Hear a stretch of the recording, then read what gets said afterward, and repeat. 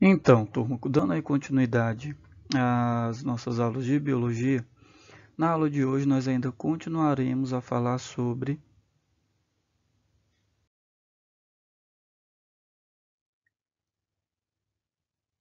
os seres vivos e as suas características. Então, na vídeo de hoje nós iremos ainda falar sobre algumas características aí apresentadas pelos seres vivos.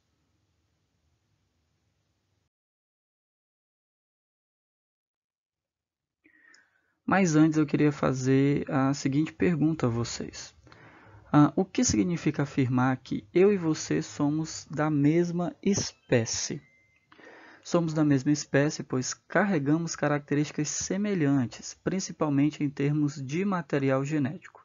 Na verdade, somos da mesma espécie, que é a Homo sapiens, mas possuímos aí nossas próprias características individuais, nós possuímos aí a nossa individualidade como pessoa. E isso nos torna diferente, enriquecendo o mundo com as mais diversas ideias e ações. Então, temos aí que tomar cuidado, né, por conta aí dessas diferenças. Essas diferenças não nos tornam melhores ou piores que as demais pessoas. Essas diferenças é o que vai nos tornar únicos, apesar de sermos aí de uma mesma espécie. Então, fica a dica, ok, turma?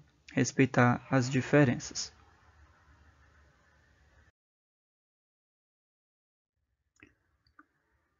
Então, dando continuidade às características, nós vamos agora falar sobre o desenvolvimento, que está ligado ao ciclo da vida.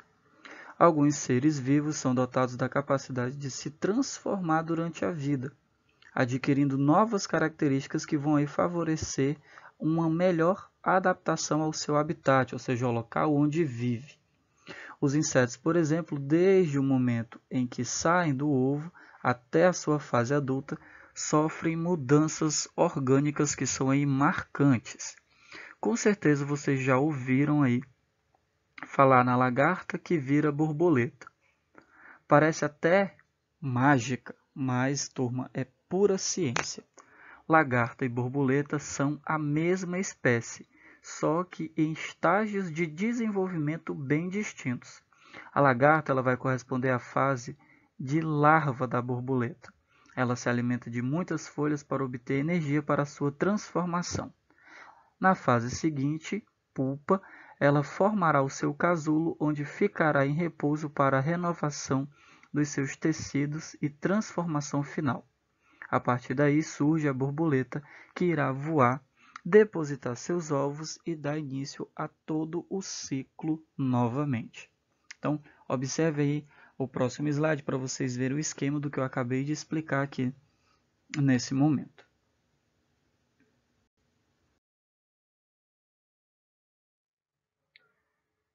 Então, temos aí, turma, as modificações, durante o ciclo de vida de uma borboleta.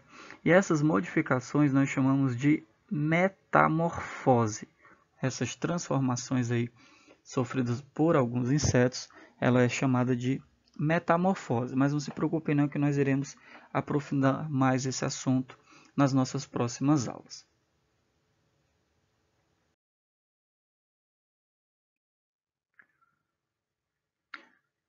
Vamos agora falar sobre hereditariedade, heranças hereditárias. Uma das características essenciais a nós, seres vivos, aos seres vivos, a nós, seres humanos, é justamente a hereditariedade, que se dá quando um indivíduo, ao se reproduzir, transmite aos seus descendentes um código contínuo do material genético, que está localizado aí dentro das nossas células. Assim, é possível ao descendente desenvolver características típicas de sua espécie.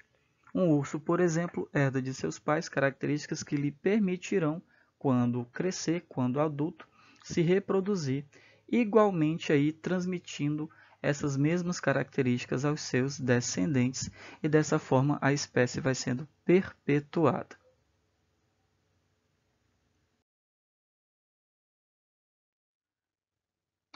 Mas com certeza vocês já devem ter observado aí uma ninhada de cães ou de gatos com pelagens diferentes.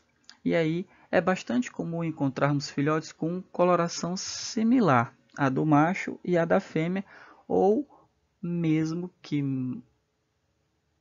mesclas as cores da pelagem de seus pais. Isso se deve justamente por conta da mistura do material genético que acontece durante a reprodução sexuada. E lembre-se que essa reprodução sexuada, onde ocorre a mistura do material genético, acaba aí permitindo uma variabilidade dos descendentes. Por isso aí que mesmo sendo de mesma espécie, nós apresentaremos aí, alguns seres apresentarão características, digamos que distintas, ok? Por conta aí desta mistura de material genético que acaba aí criando uma variabilidade.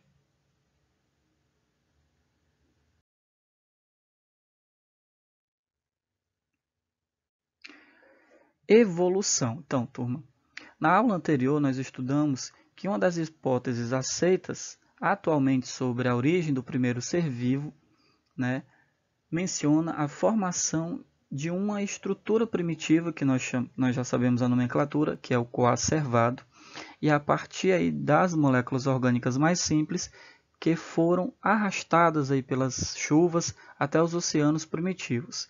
E essas moléculas orgânicas, embora ainda não fossem classificadas como seres vivos, já apresentavam algumas atividades metabólicas. Nós vimos aí que o metabolismo também é característica dos seres vivos. E aí, por conta dessas atividades metabólicas, também ocorria trocas com o meio exterior. Mas o que teria realmente acontecido desde esse ser primitivo até o surgimento dos primeiros seres vivos propriamente ditos?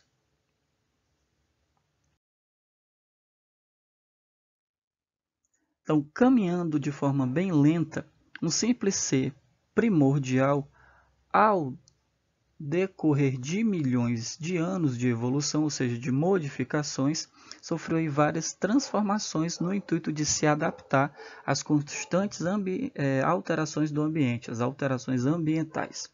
Com isso, teriam aí se formado as estruturas mais básicas de uma célula, tais como a membrana plasmática, separando-a do meio externo, e os ácidos nucleicos, permitindo a reprodução e, consequentemente, transmissão dos caracteres aos descendentes. Numa dessas mudanças apareceram os procariontes e noutra posterior os eucariontes, como nós já falamos aí na nossa vídeo anterior. Base que foi aí para a formação da maioria dos seres vivos atuais. Diante do estudo inicial da evolução, começaram a surgir alguns questionamentos, tais como: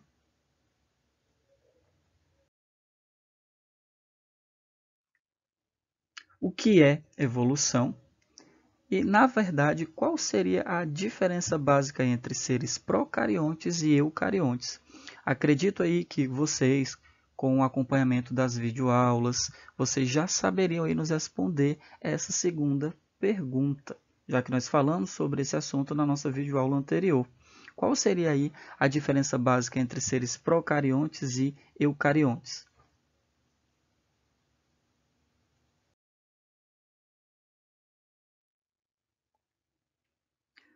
De acordo com as explicações dos cientistas, a evolução consiste num processo de transformações e adaptações que o próprio ser vivo sofre a fim de melhor se adaptar ao meio ambiente.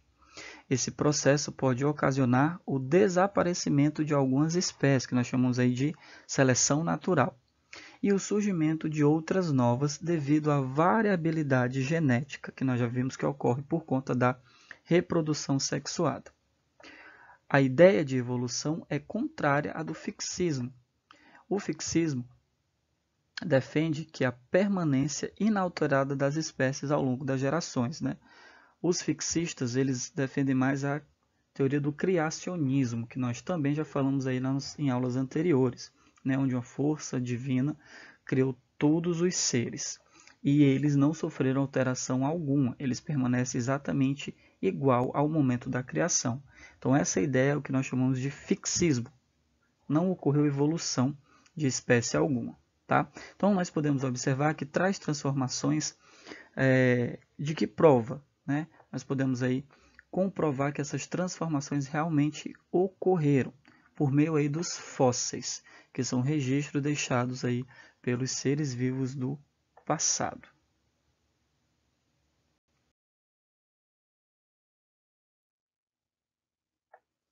Como nós já sabemos, existem diversas teorias que se dedicaram a explicar a evolução dos seres vivos.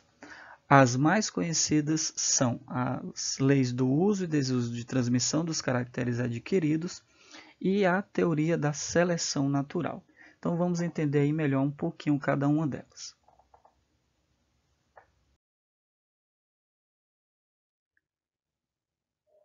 Então, de acordo com Lamarck, o ambiente exigia dos organismos adaptações, e nesse processo, os seres vivos precisavam utilizar mais alguns órgãos do que outros. E, segundo ele, na lei do uso e desuso, os órgãos mais utilizados eram mais desenvolvidos e os menos utilizados eram atrofiados. A lei da transmissão dos caracteres adquiridos defendia aí que essas alterações, que essas modificações, eram transmitidas aos seus descendentes. E dessa forma se explicaria, por exemplo, o prolongamento do pescoço das girafas que teriam desenvolvido essa adaptação para se alimentar de folhas em porções mais altas das árvores e as teriam transmitido aos seus descendentes.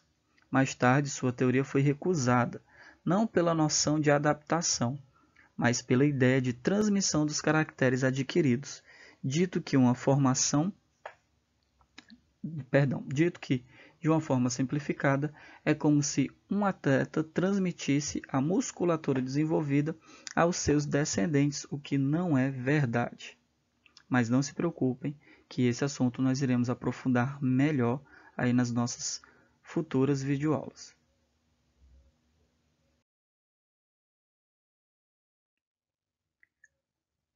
Já para Charles Darwin, a evolução das espécies era resultado de uma variabilidade de caracteres. Assim, aqueles que tivessem as características necessárias à adaptação àquele ambiente sobreviveriam, transmitindo-as aos seus descendentes. Como podemos perceber, a ideia de adaptação também existe no pensamento do darwinismo. No entanto, ela parte da ideia de que existem indivíduos com características propícias para aquele ambiente, enquanto outros da mesma espécie não possuem aí tais características. Trazendo para o exemplo da girafa, teriam existido girafas de pescoço curto e de pescoço longo. Com a necessidade de buscar alimentos em regiões mais altas das árvores, apenas as de pescoço mais longo teriam sobrevivido e transmitindo essa característica aos seus descendentes, enquanto as de pescoço curto teriam aí entrado em um processo de extinção, uma vez que não estavam adaptadas àquele tipo de ambiente. E a isso nós damos o nome de lei da seleção natural.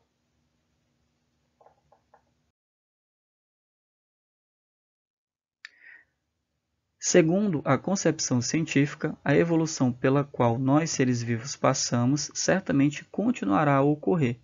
Consequentemente, poderá haver mudanças nas características físicas e, no caso dos seres humanos, até mesmo mudanças intelectuais, ou seja, mudanças relacionadas à inteligência.